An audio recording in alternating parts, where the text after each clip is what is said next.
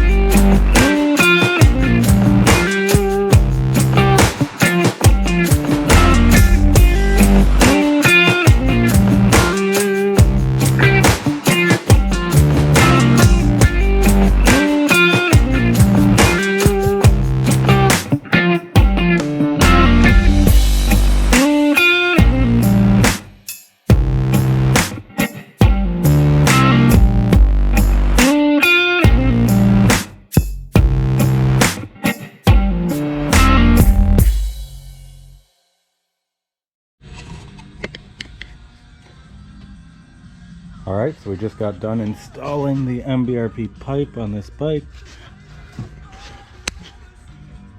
The quality of everything was decent. It fit pretty good. It took me about 2 hours to install, and we're going to do a first startup right now.